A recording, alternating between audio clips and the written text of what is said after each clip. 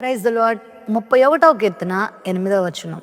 నీవు శత్రువుల చేత నన్ను చెరపట్టలేదు, విశాల స్థలమున నా పాదములు నిలవబెట్టితివి. మన జీవితంలో మనము కోరుకోకపోయినా, మనం ఆశించకపోయినా, మనము చేసుకోకపోయినా మనకు శత్రువులు ఉంటారు. మన శత్రువులు మనల్ని ఎప్పుడూ తరుముతూనే ఉంటారు. కేవలము శత్రువులు అంటే మనల్ని బాధించేటువంటి బంధువులో, కుటుంబ సభ్యులో, లేకపోతే మరెవరో అని చాలామంది అనుకుంటారు. కానీ సాతాను ఒక ప్రధాన శత్రువు, ఈ లోకం ఒక శత్రువు, పాపం ఒక శత్రువు, రోగం ఒక శత్రువు, మన శరీరమే ఒక శత్రువు. ఈ లోకంలో మనకు ఎదురయ్యే ఆయా రకాల సమస్యలు ఒక శత్రువుగా మనల్ని తరుముతూనే ఉంటాయి. ఈ శత్రువుని జయించే శక్తిని దేవుడు తన బిడ్డలకు ఎప్పుడో ఇచ్చాడు. నేను లోకాన్ని జయించి ఉన్నాను, మీకు లోకంలో శ్రమ కలుగుతుంది, అయినా ఏం భయపడకండి, నేను ఎలా జయించానో నా ద్వారా మీరు కూడా జయిస్తారు.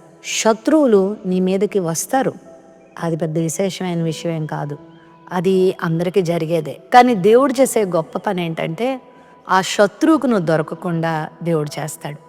ఆ శత్రువు నిన్ను చెరపట్టకుండా దేవుడు చేస్తాడు. నిన్ను దేవుడు కాపాడుతాడు. నీ పక్షంగా నీ శత్రువుతో దేవుడే యుద్ధం చేస్తాడు అని దీని అర్థం. ఒకవేళ ఈ లోకంలో శత్రు బాధ చేత కృంగి ఉన్నావా? అపవాది తన యొక్క కుట్రలు నీ ఎడల పన్ని తన క్రియల చేత నిన్ను దుఃఖపరిచి ఉన్నాడా? నిన్ను నాశనం చేయటానికి వాడు ప్రయత్నం చేస్తూ ఉన్నాడా? ఆ రకాల శోధనల చేత, ఆ రకాల శ్రమల చేత నువ్వు కృంగి ఉన్నావా? అయితే నీ శత్రువులకి దేవుడు నిన్ను అప్పగించడు. నీ శత్రువు విషయంలో నువ్వు సంతోషించేలా చేస్తాడు. నీ శత్రువు ఎదుట నీకు భోజనం సిద్ధపరుస్తాడు. నిన్ను బాధించే శత్రువుని అణగదొక్కేలా చేస్తాడు తప్ప నీ శత్రువుని నిన్ను చెరపట్టేలా చేయడు.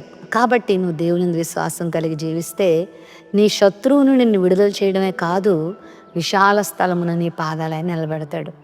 ఈరోజు ఈ వాక్య వాగ్దానం వీక్షిస్తున్న ప్రియ దేవుని బిడ్డలారా, ఒకవేళ ఏడుస్తూనే ఈ మాటలు వింటున్నావేమో, బాధతో ఈ మాటలు వింటున్నావేమో, కృంగిపోతూ ఈ మాటలు వింటున్నావేమో, నీతోనే దేవుడు మాట్లాడుతున్నాడు. భయపడకు. గత కాలపు అనుభవాలు గుర్తు చేసుకొని కృంగిపోవద్దు. ప్రభు వైపు చూడు. నీ శత్రువు నీ దగ్గరికి వచ్చాడు, నిన్ను బాధించాడు, నిన్ను భయపెట్టాడు, నిన్ను నష్టపరచాలని చూశాడు. కానీ దేవుడు నీ పక్షంగా ఉన్నాడు. వాడికి నిన్ను దేవుడు అప్పగించట్లేదు. నువ్వు ఆయన చేతిలో ఉన్నావు. ఖచ్చితంగా నువ్వు విజయాన్ని చూస్తావు, వెలుపలకు వస్తావు, విడుదల పొందుతావు. విశాల స్థలానికి దేవుడు నిన్ను తీసుకెళ్తాడు. అనేకులకు ఆశీర్వాదకరమైన స్థానంలోకి దేవుడు నిన్ను తీసుకెళ్తాడు. నీ తల దేవుడు ఎత్తుతాడు. నీ కృంగుదలను, నీ బాధను నువ్వు మర్చిపోయేలా దేవుడు చేస్తాడు. నీ దురవస్థనంతా దేవుడు తొలగిస్తాడు.